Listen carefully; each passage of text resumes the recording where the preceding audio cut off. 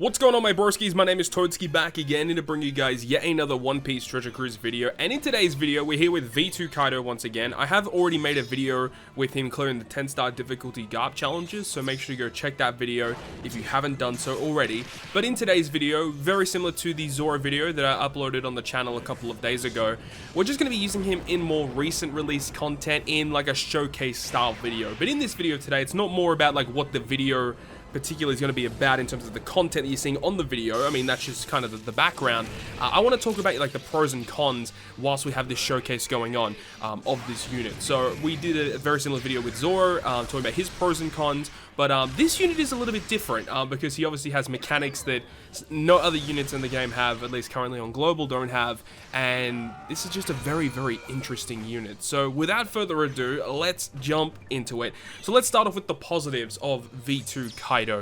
First of all, his ink effect and his special animations are amazing. I mean, I don't think his special animation is as good as what Zoro's is, but in terms of the ink effect, the regular character artwork, yes, it is definitely better than Zoro's with the ink effect active for sure. I know a lot of people would disagree, but hey, it's a subjective opinion. But just wanted to state that that's definitely a pro for this character, definitely a positive thing. Moving past that though, to actual mechanics of the character. Currently on Global, this is the best quick captain in the game. I guess another quick captain that you could also consider to be one of the best would be probably Shanks' crew. I think before this character's release, Shanks' crew is by far and away the best quick captain to use. Potentially Sugar in content as well, but I mean, personally, I definitely think that this or Shanks' crew are going to be the best quick captains on Global.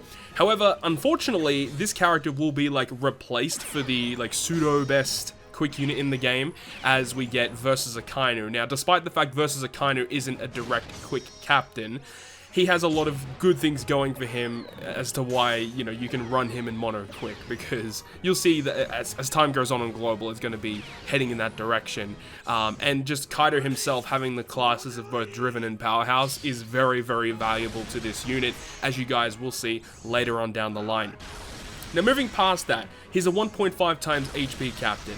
That's obviously very, very nice to have. He's very tanky, so he can tank a lot of hits, and especially in this instance here where we use the Moby Dick, and if you have like a healer on top of that, the amount of HP that you can get is insane, and it's very valuable to have that HP considering his mechanics, of course.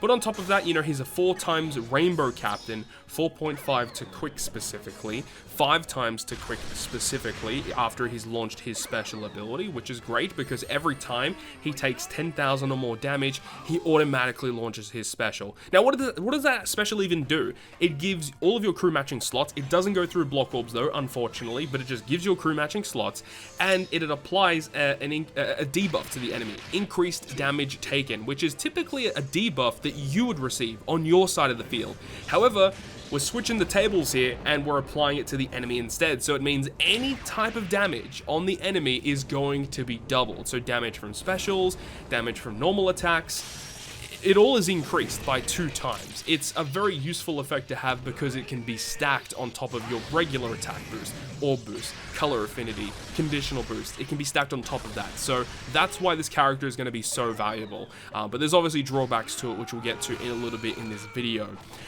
So that's a really useful effect to have. Plus, another thing about it is he applies that debuff first, and then he does 1,000,000 damage to the enemy as well. And that 1,000,000 damage is multiplied by 2, considering that the debuff is applied first, then the special will activate, giving the damage and the matching slots, which is very, very nice. Now, of course, he is a super type unit. Now, in order to use the super type, you need to be below 50% HP, which in and of itself is a pro and a con. But once you are able to launch his super type, the actual effect of the super type is really, really good because it removes 2 turns of Rainbow Shield, percent damage reduction, and also damage threshold. And then it does 2,000,000 damage after the defensive effects are removed, right? Now, if you've launched his special ability prior to that, it means that the 2,000,000 damage from his super type now becomes a 4,000,000 damage from the super type. So a double Kaido with both specials active, that's already 4,000,000 damage, and then have another 4,000,000 from his super type, and then another 4,000,000 from another friend's super type. So you're getting a lot of damage just by activating a couple of special effects. It's pretty awesome, the stuff that you're able to do. But the real usability of this is not only just the damage that it provides, but the utility, right? Because it removes 2 turns of Rainbow Shield and 2 turns of Threshold at the same time. This means that characters that were previously not as valuable, characters that potentially only removed those potential debuffs or buffs on the enemy side of the field by, like, 3 turns or 4 turns, when sometimes you need, 5 turn removal, it makes those 3 and 4 turn removers, or even 2 turn removers in certain instances, a lot more valuable, which is great. So he makes some characters that were not as useful way more useful now. So that's a really useful effect that his super type has. One other thing that a lot of people kind of gloss over with this Kaido is his very, very interesting Sailor effect, which, if you read it, it says that when his special is launched, it boosts his own base attack by 1.1 times. So it gives himself a 10% base stat boost every time his special is launched. Now remember, that only works as a crewmate, but it's still a very unique special ability nonetheless. And he also has another ability which says that he can't be blown away, which, is a bit of a whatever. It's a very, very niche support effect. But the other one is kind of nice, just to get some free damage off every time his special is launched. And not really going to be touching up on it in this video, but this unit in Pirate Rumble is amazing. I'll be making future videos with this guy in Pirate Rumble, but the really good thing about Kaido in Pirate Rumble is he's very self-sufficient. He has a passive that boosts quick, but he also has another side of his passive that only boosts himself. So the really good thing about Kaido is you can just jam him onto any team, and because he's a quick unit, which he buffs with quick with his passive, and he also gives himself a huge self boost, it means that he himself gets a lot of boosts just on any team, no matter what. So even if he doesn't really get a lot of boosts from the other characters on your team, Kaido will already have crazy stats, attack, speed, all the stuff that you'd really want, right? And his special is really good in Pirate Rumble too.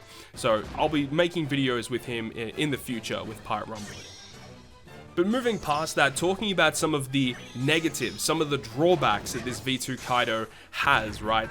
Sometimes when you are using this character and you take 10,000 damage and his special will automatically launch, sometimes that's not very ideal to happen. Sometimes you just want to get a bit of stall off to get your special cooldowns ready to go.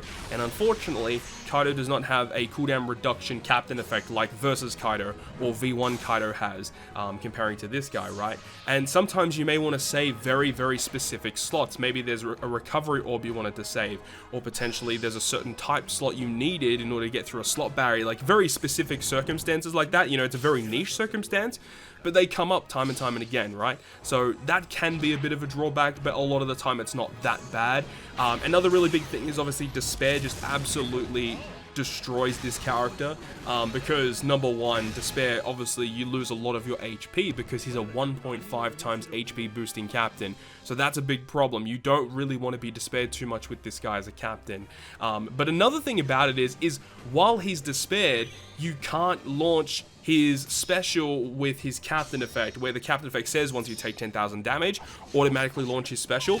That does not activate whilst despaired. So yeah, as I said, despair is a really, really bad thing for this character to deal with, so you do have to keep that in mind when using him. We kind of touched up on this a little earlier as well, but his super type condition can be a little bit annoying to deal with because you have to be below 50% in order to get it to activate. Now, to be super efficient with it, as I do in a lot of these clips here, using Moby Dick is probably the best way to use this character if you want to use Kaido to farm content, unless if you bring a way to reduce your own health, or the enemy just outright does a lot of damage to you to get you below that 50% threshold. If that doesn't happen, then yeah, using the Moby Dick probably is the best way forward to get that super type ready to go. Because, you never know, you could be up against a mini boss, he's really annoying to deal with, and you can just launch that super type to just do 2 million damage against them. Sometimes that can just be enough and all you need to get through a boss. Just having that 2 million damage for free is very, very valuable. Or if they got like a 1 turn or a 2 turn Rainbow Shield or a 1 or 2 turn damage threshold, launching his super type to remove it again is super duper valuable. But the condition for that super type can be a bit annoying at times, but it is easily remedied. And also, one glaring issue that Kaido will have is the fact that his special ability isn't going to be that useful against enemies that have full debuff immunity, because with the way that his special works is he's going to give them the 2 times increased damage taken. However, if the enemy does have a full immunity buff, the debuff that you apply to them won't activate. It won't be applied to the enemy side of the field. So that's obviously a pretty big issue, because full immunity is not an uncommon thing to be encountering in a boss fight. So that can be a bit of a problem, because it means that his special ability will just provide single target damage and also a full board of matching slots. Mind you, does not go through block orbs. And especially if normal attacks only is also a problem, it means that at this point, the only thing you're getting from his special is a full board of matching slots, which, you know, isn't a very useful ability to have just with that alone on a Sugo-Fest exclusive character. So obviously, Kaido is going to be encountering roadblocks along the way, but outside of that, he's going to be a fantastic unit to run, because whenever there isn't, you know, full immunity, he's going to be a god tier unit to have. You'll have the massive damage if there's no normal attacks only, but just having the ability to have a free 2x boost against an enemy that can be stacked on top of every other buff we currently have in the game is ridiculous, and that is the real value of this character, as well as his amazing usability in Pirate Rumble. So that's the quick rundown. It's not really a quick rundown, you know, it's been a 10-minute video by now, but thank you so much for watching this video, guys. I really hope you guys learned something and you guys understand my opinions and just my experiences of using V2 Kaido thus far. Don't get me wrong, with some of the negatives and drawbacks I've talked about in this video, I still love this unit and definitely is one of the most fun units to run in this game. But I really do hope that you guys have enjoyed this video today, and I really hope that you guys that potentially don't have V2 Kaido right now are able to pull him sometime in the near future, because he is an absolute joy to play with. But I really hope you guys have enjoyed this one today, and if you guys did enjoy it, make sure you go ahead and hit the like button, and if you want to stay up to date with all of the content that I post on my channel, including more One Piece Treasure Cruise content, make sure to hit the subscribe button down below. But on that, guys, I'll see you guys within the next video.